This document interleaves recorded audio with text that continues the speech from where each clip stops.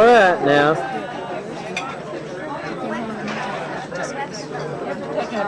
We're eating at the Packy Packy now.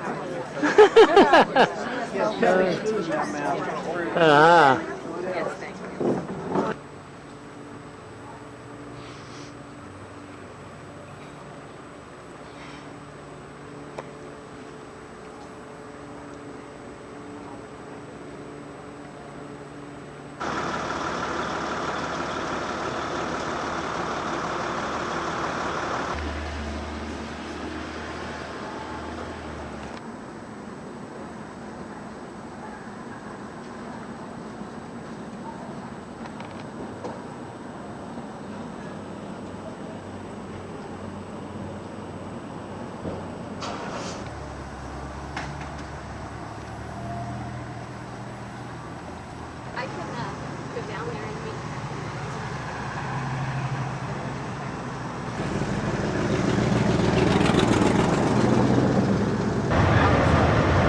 Stop me nou toch een verlengde slee bij de terug. Oh.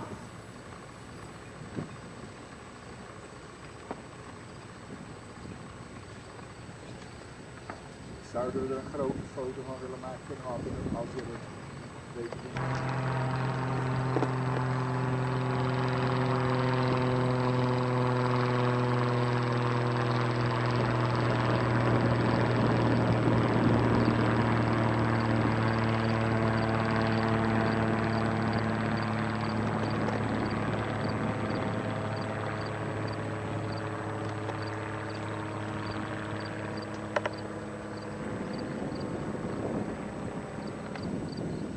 That's Mount Baker. Looks like a cloud in the sky from here.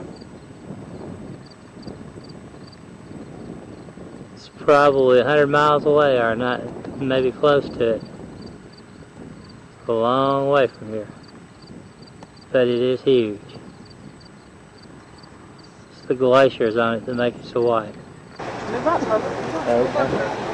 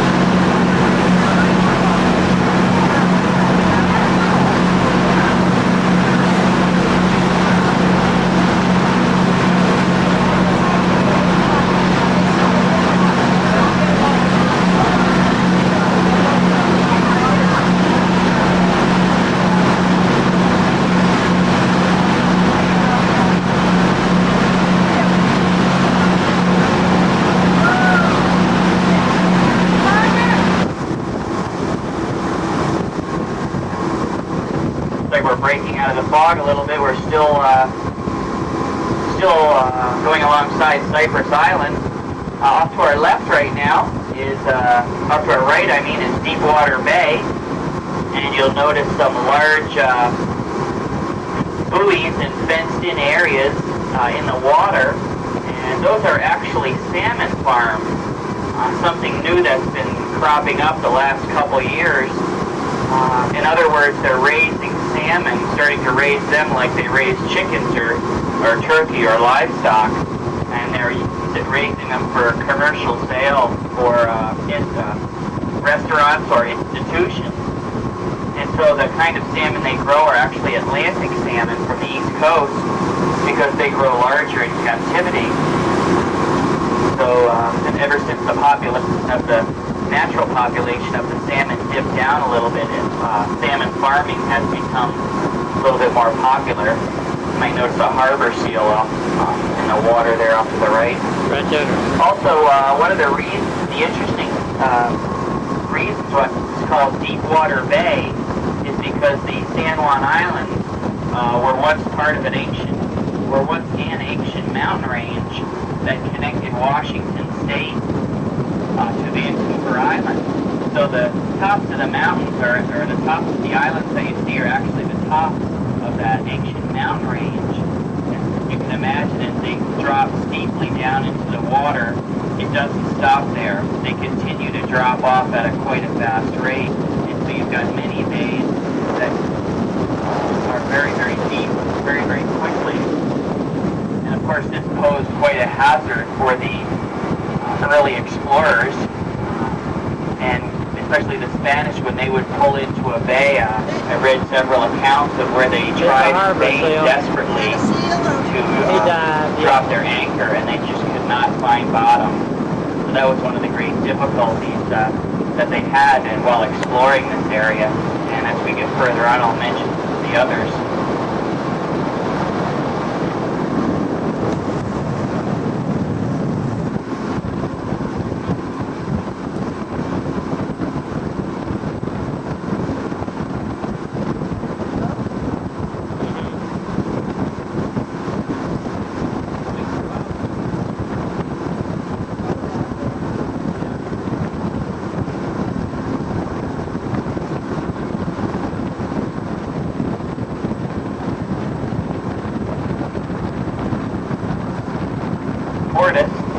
Tucked in right behind that fog over there. You might be able to get a little glimpse of it. Many of you have probably wondered how do people live out on these islands? How do they survive? And one of the main lifelines for many of the people that live on the islands is the Washington State ferry system, and that comes right off of Anacortes, and that's the connection to the mainland that they have, whether it be for commuting to work or just going in to get supplies. And they leave there every day, several times. Since the Valdez disaster in Alaska, the Washington State has mandated that there be 2 escort tugs accompanying each tanker on its way down to prevent any kind of problems with the tanker running aground. The escort tugs would be right there to keep it off the rocks. And so they're doing a lot in our area to keep the waters clean. So the interesting story about how Anacortes got its name, and he wanted to give it a Spanish flair. It used to be called Ship's Harbor, so he was trying to think of a name to call it. He decided to just take his wife's maiden name, which was Anna Curtis, and give it a Spanish fling, and he decided to name the town after her and called it Anacortes.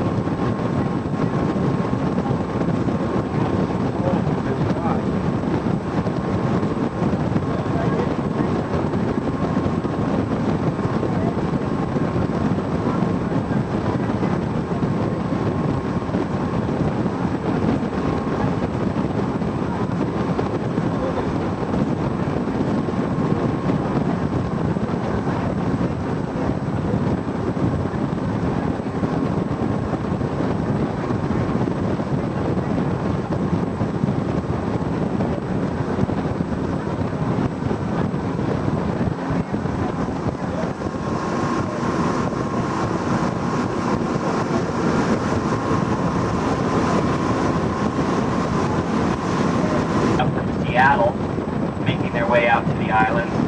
Seattle is also a popular destination or departure point for many of the commuter boats. Also, we've got a good view of the Washington State Ferry off to the right as well.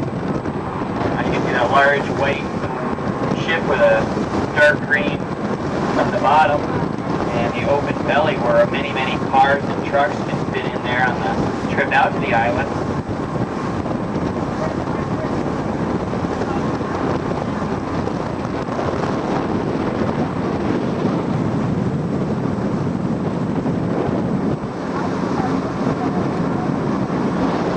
We're going to be coming upon those waves in right about now. So I want to hold on.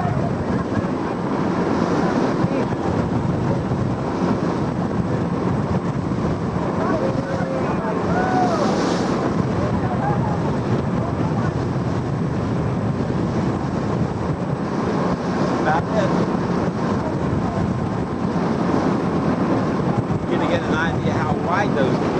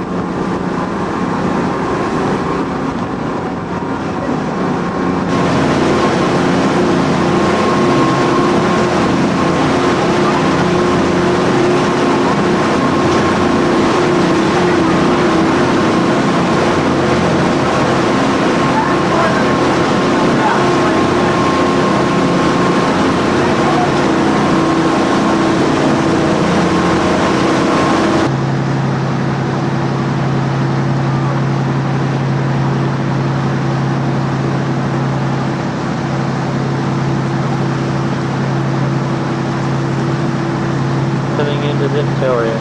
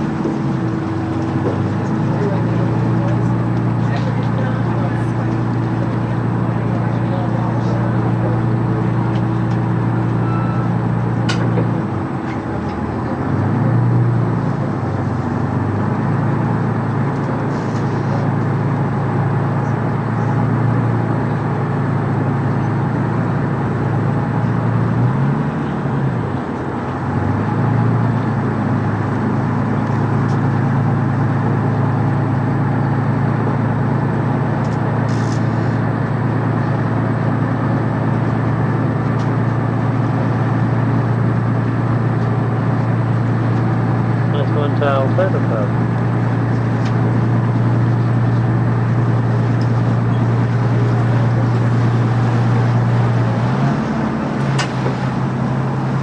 I just wonder where those whales hide. I want to go out there and drive it home too. Well, I have a room, And gold, I really don't buy gold because I'll buy antique stuff because that, you know, they did have interest for that.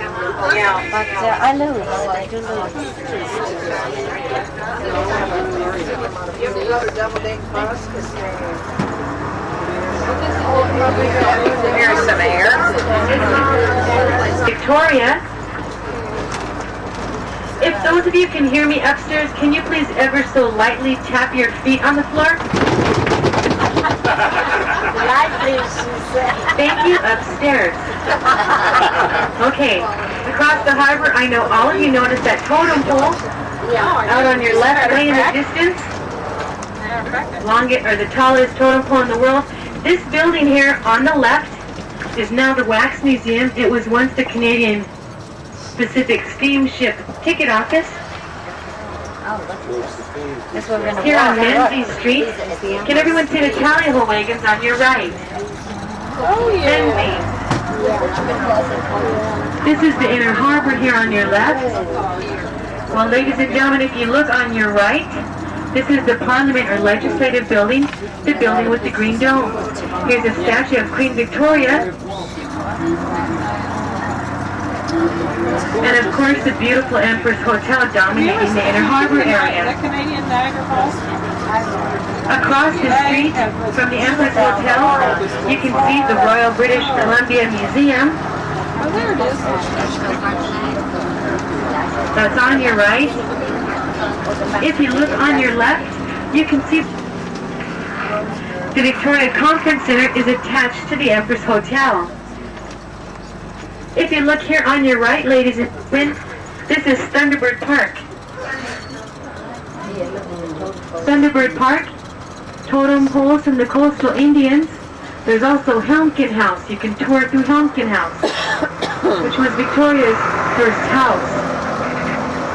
Here on this next corner on your left, this is Crystal Gardens. At one time, this was the largest saltwater pool in the area. Gallery works. Used to be the Olympic-sized swimming pool that they gave to the Empress Hotel, where they used to swim. Now they house exotic plants and flowers and some of the world's tiniest monkeys, 4 to 6 inches. And here's a restaurant up the corner called Rattenberry's Restaurant. That's a lunch suggestion for tomorrow. Here on your left, this is where they lawn bowl in Victoria.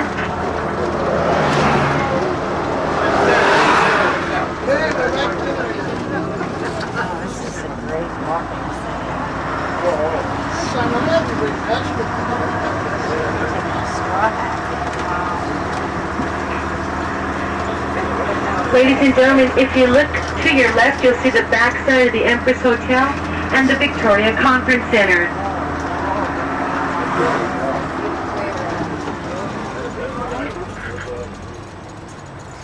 The street that we're heading out of the inner harbor area on is called Blanchard Street.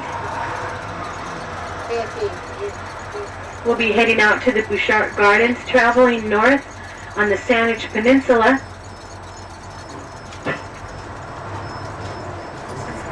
What we have is about a 40-minute ride or so out to the Bouchard Gardens. I've handed out maps to all of you of the Bouchard Gardens, and we'll be covering those as we get a little closer. Now, ladies and gentlemen, if you'll notice along Blanchard Street,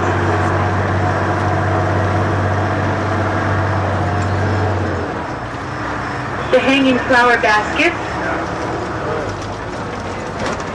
they've been in Victoria since 1923, and there's over 1,000 hanging flower baskets from the street lights. While we're shopping in British Columbia, first of all, the best thing to use is your credit card. Let the banks worry about the exchange rate, and it usually always works out in your favor. The exchange rate has been fluctuating anywhere between 1.29 to 1.33, which simply means if you give them a US dollar, they'll give you $1.29 Canadian or $1.33 Canadian. You do not have to go to a bank or a currency exchange. You can use your US currency. They will give you the change back in Canadian. Now your coin change is traded straight across, so a quarter is a quarter.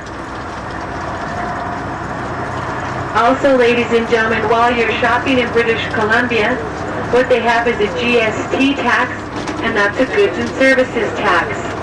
It's 7% on your goods. The minimum purchase is $100, but you would be entitled to a GST rebate. While you're shopping, pick up a GST rebate form. You can even obtain one from the front desk of the Empress Hotel or at our hotel in Vancouver. What you need to do is fill out the GST rebate form, send in your original receipts, and they'll refund the GST tax that you paid on your goods. Now, it doesn't apply to food, and once again, there is a $100 minimum purchase. Yeah. Does that mean you can add them all up? Now, ladies and gentlemen, I'll repeat this again as we get a No, little you closer. can- Look on the left. That's the reddish building with the green trim, and that's located in Centennial Square. If you make any purchases at the gift shop in the Bouchard Gardens, that is the only place that if you give them U.S. currency, they will give you the change back in U.S. Or if you'd like, they give it back to you in Canadian. But once again, that is the only place that will do this. So if you're shopping in the Bouchard Gardens at the gift shop, if you give them a U.S. bill, they will give you the change back in U.S. But that's the only place.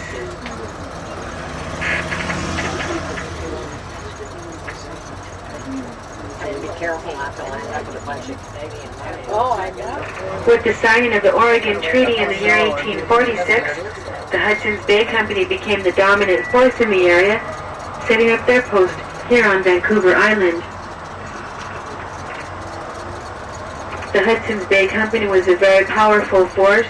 Their posts reached from the Arctic to Hawaii, and at one time their domain encompassed about 3 million square miles. That would have been about 10 times the size of the Holy Roman Empire. In fact, in Canada, they say HBC really stands for Here Before Christ. They were more than a fur-trapping company. Their charter gave them all powers of government to probate wills, imprison criminals, and even to declare war. They were the largest corporate landowner in history. Here on the island, the British granted the use of the entire island to the Hudson's Bay Company for 7 shillings. That would have been an annual fee, but only if they would create a British settlement here. Unlike usual trading posts, the Fort of Victoria boasted a high cultural network. An aristocracy arose among officers of the Royal Navy, as well as high officials of the Hudson's Bay Company and other members of proper families, transplanting British social customs, which are still present even today. It was the gold fever out on the Fraser that changed this peaceful town around 1856. Along with the 20,000 gold seekers came merchants and lawyers to gain from them.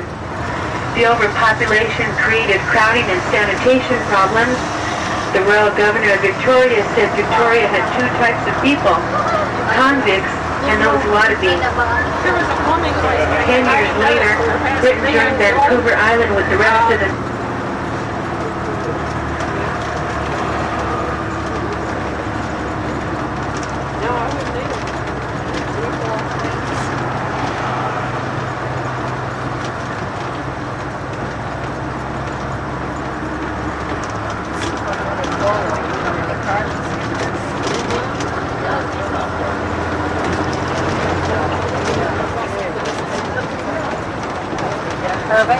few days when the temperature got very close and just over 100 degrees.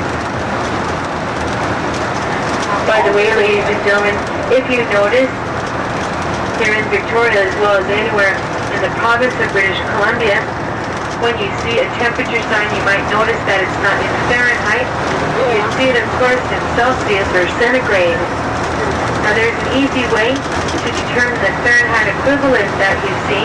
There's a rough way, and the rough way to do it is like this. When you see a Celsius temperature, double it and add 30 degrees. So if you see 20, you would double that and make that into 40.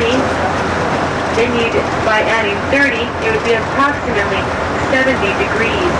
And it shouldn't take you too long to look at a thermometer and determine what sort of day that we'll be having.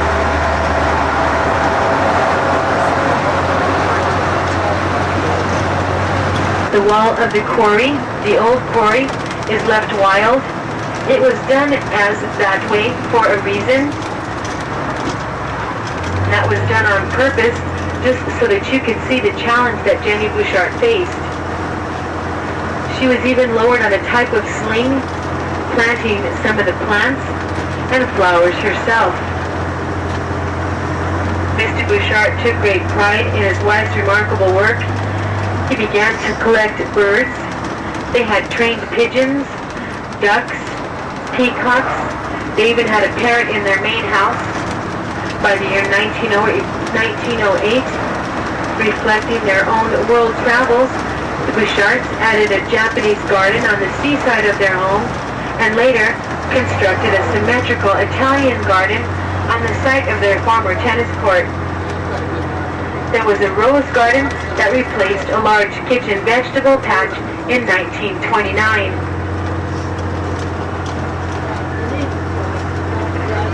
The reputation of her gardening quickly spread, and by the 1920s, more than 50,000 people came each year to see her creations.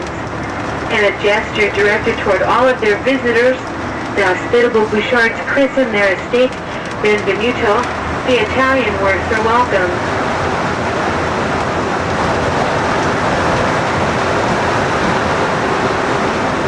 Now the cement plant stopped manufacturing in 1916, but continued to make clay tiles and clay flower pots as late as 1950. Mr. and Mrs. Bouchard passed away in 1943 and 1950, their two daughters in 1971 and 1972. The gardens remain the property of the family and are now owned and administered by one of their grandsons, Mr. Ian Ross. The Bouchard Gardens today have established an international reputation for their continuous display of flowering plants. Each year, over 1 million different plants in some 700 different varieties are used throughout the garden to ensure uninterrupted bloom from March through October. Annually, over 1 million visitors come into the gardens, and they're open every day of the year. In the summertime, the gardens employ about 450. In the wintertime, about 175. Full-time, year-round, are 54 gardeners. Of the 130 acres on the estate, 50 of them are cultivated. Now there's approximately 230 different varieties of roses. Now, ladies and gentlemen, if you take a look at the maps that I've handed out to you, first of all, one other thing that has been left unchanged is the fact that none of the gardens are marked. They've done so just to keep in the tradition that Jenny Bouchard started. The only area where there are any markings on the flowers would be where number 7 is, the rose garden, right in the center of the map almost. The rose garden. Now, ladies and gentlemen, if you look towards the bottom right-hand corner of the map, right next to the number 1, you can see a white sign there. This is simply just a mere taste of what you'll see in the second garden. Now, ladies and gentlemen, by the number 4, where you'd be located is right at the bottom of the old quarry.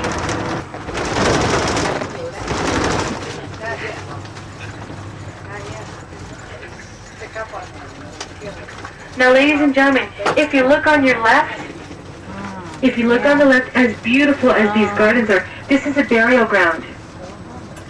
This is where people who are caught picking flowers in the Bouchard Gardens are buried.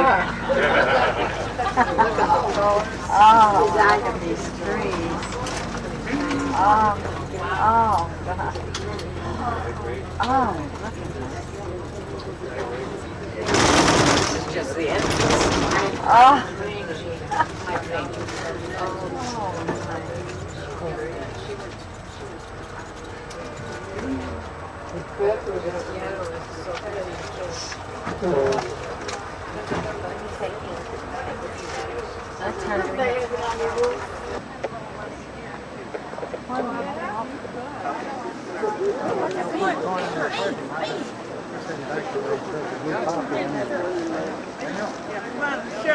Alright. Y'all line up. Come on. Homely, ugly, and beastly.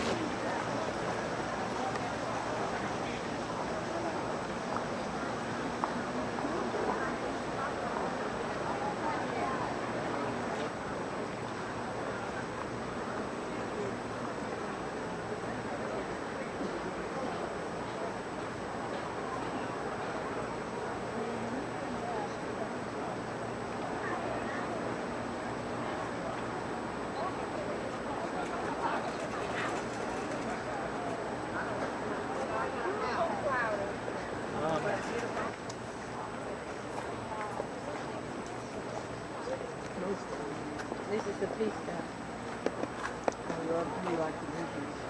Yeah.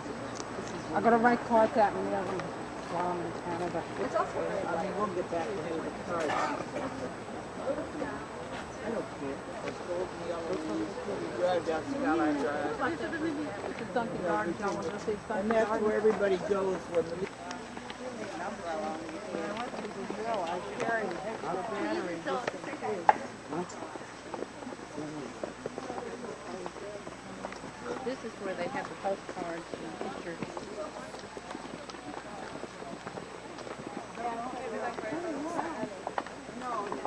Actually, if we went around that side, we should go around that side. Yeah, I want to be low. I want to be close.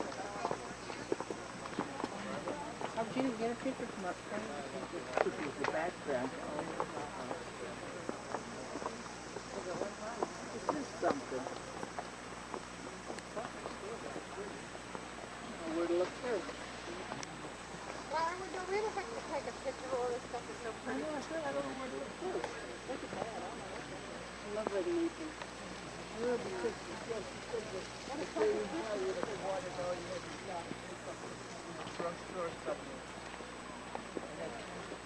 Go ahead, Shaw. Lose your mind again with that video camera. Here. That's the honeybee there. Is that the one for somebody? They're not real aggressive. Yellow jackets in there.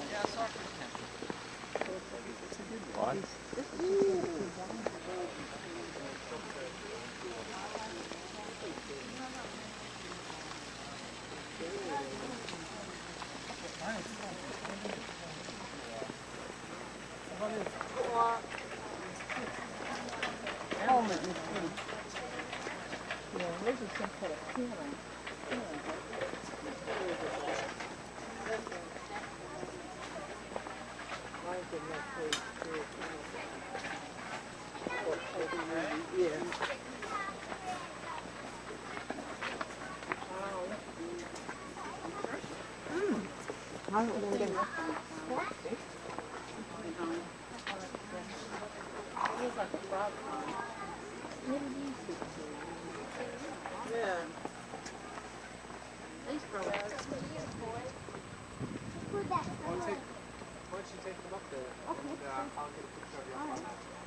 Here, Mom.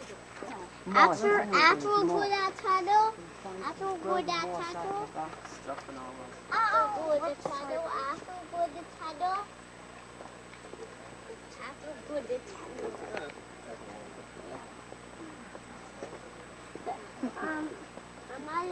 Let's go the other way. The other way. We're just going to go right back. Well, we'll see. Over here, you mean? Go ahead.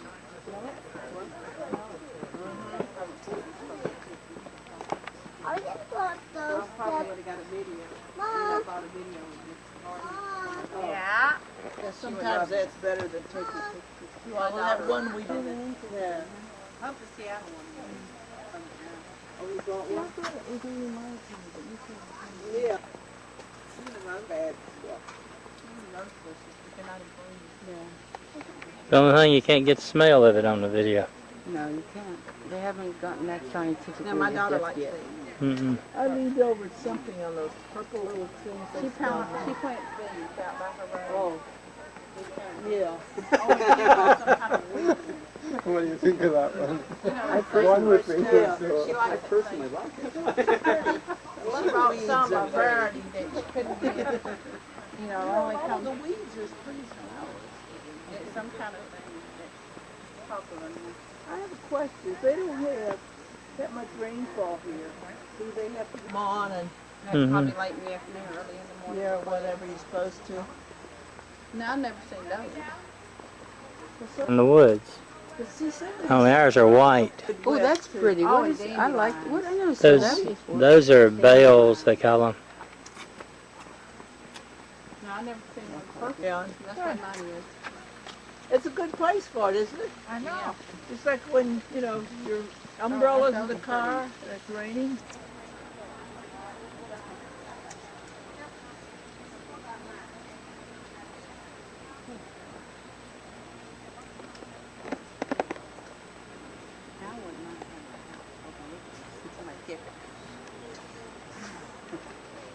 Yeah, you would need a garden. No, you might enjoy it. You'd be surprised.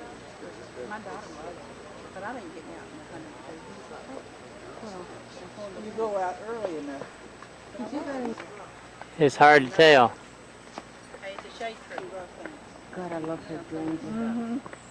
This was a place I could. I don't even know. I didn't walk behind.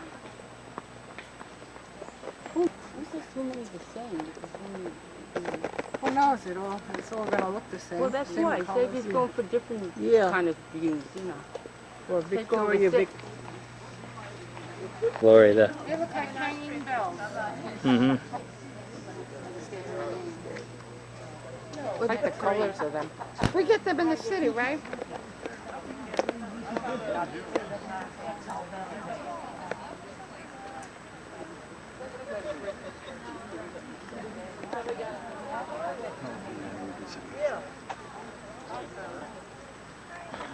They made a mistake. Oh, look at this. Well, like with anything. I don't know what it is. Exactly. Oh, the red. That's a spider mum, but in red. I like the regular mums. I like the spider mums too. Except with the shop. Yeah. The ones in New York are not so heavy. No, they're not.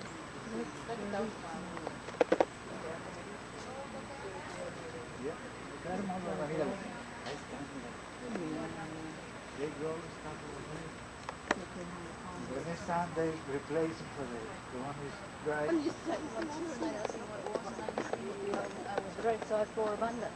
So I used to tell them I never knew their botanical name. I never knew their common name, but their botanical name was the rose of flora abundant. And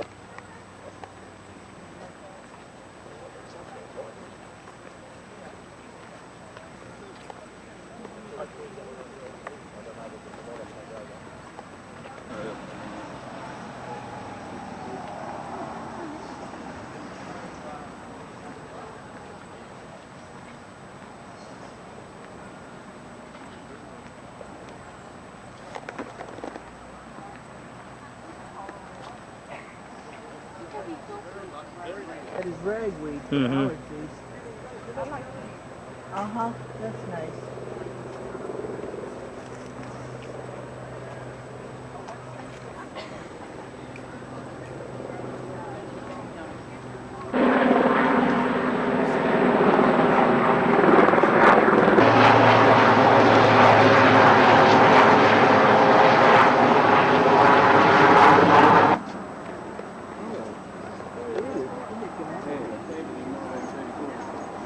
They're gonna bother you here. You probably could eat here and they won't bother you here. Probably not. They just get flowers. Oh, it's very funny reference.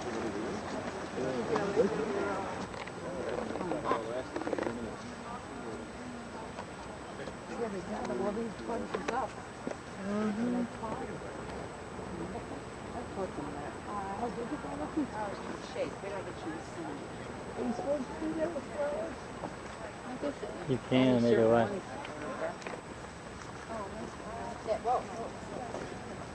We were here. No, this is 8. Yeah, that's 2 8. This is the rose garden.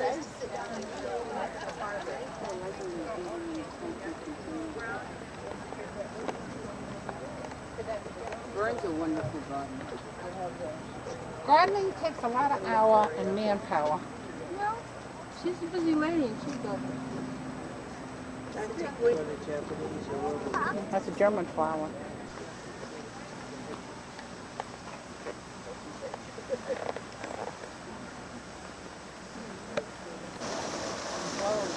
The Italian garden is so burning.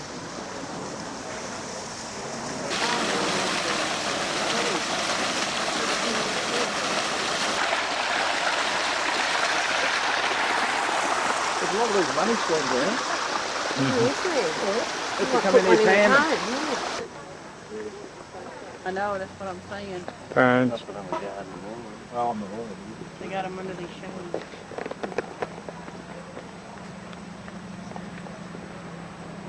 Golf trees.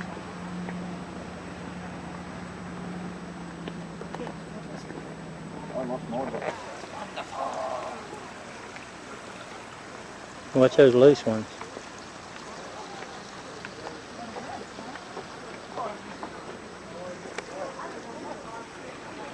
Just walk on.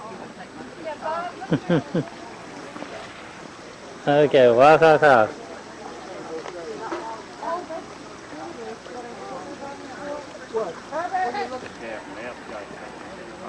Oh, and then I'm gonna go through it with the zoom.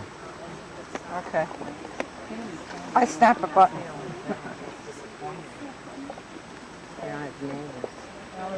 Oh, working too hard. Working too hard.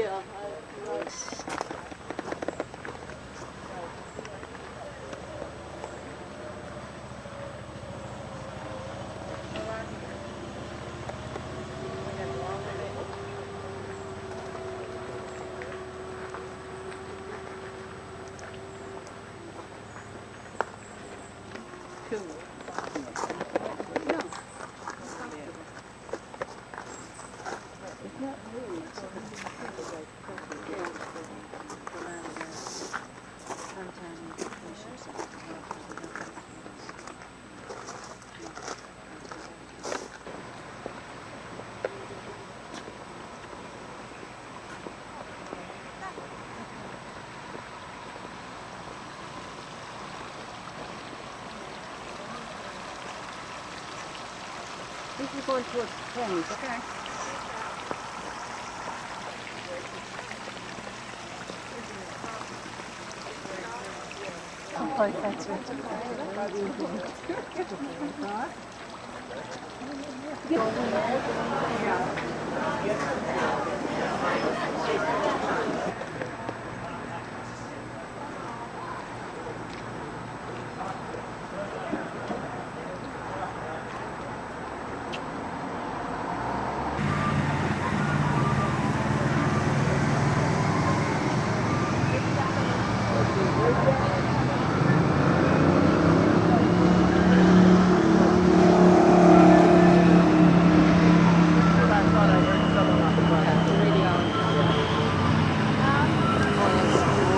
That is so.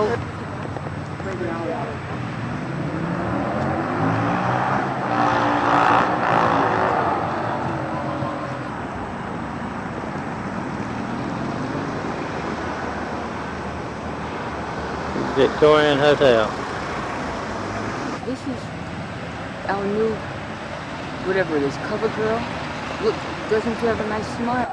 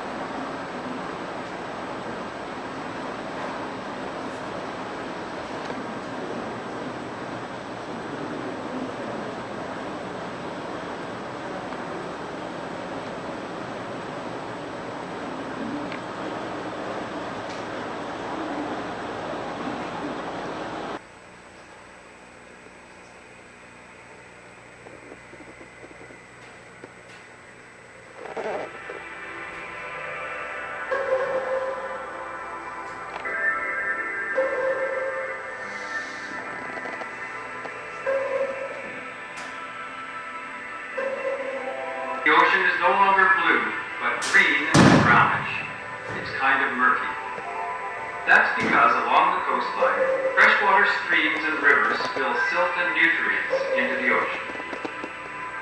Plankton thrive in this nutrient-rich water and reproduce so quickly they sometimes cause an algal bloom thick enough to discolor the water even more. More plankton means more food, and, in contrast to the open ocean, coastal waters teem with life.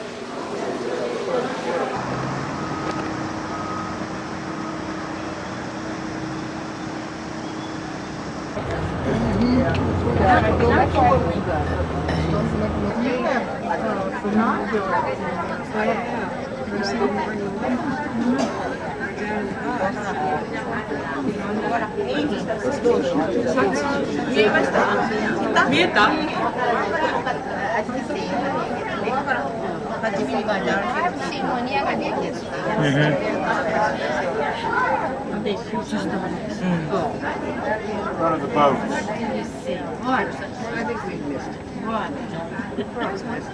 What did they say? They're killer whales, right, Tim? Do you see them? Near that boat, yeah.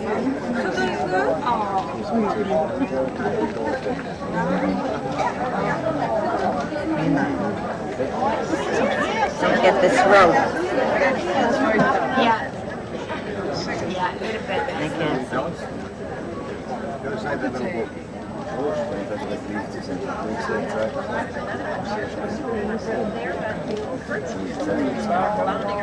How many were there? Look like 2 or 3. Oh. They're down below now, right? They'll come back up. Yeah. Although they may not come up there.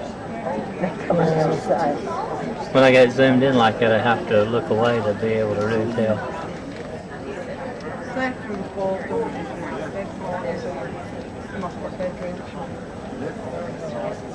Is that a whale watching boat? Probably. Uh-huh. Can you see him? Not right now. It's real near that boat, to the left or the right of it? To the left.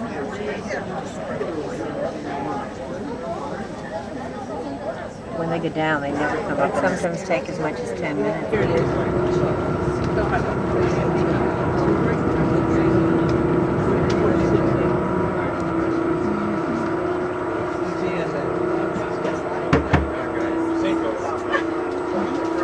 He thinks he scares me. Are you trying to scare me?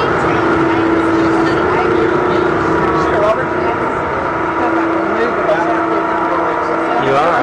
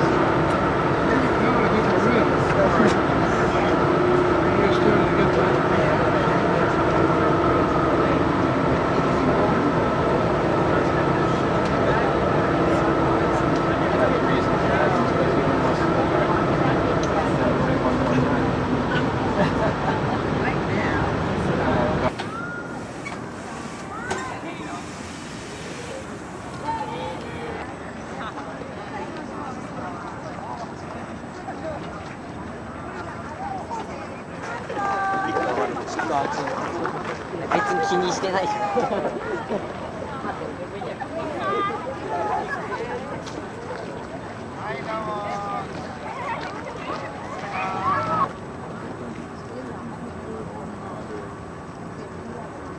Kommt Ihnen da einer bekannt vor? Wollen wir mal grob auf das Sample machen?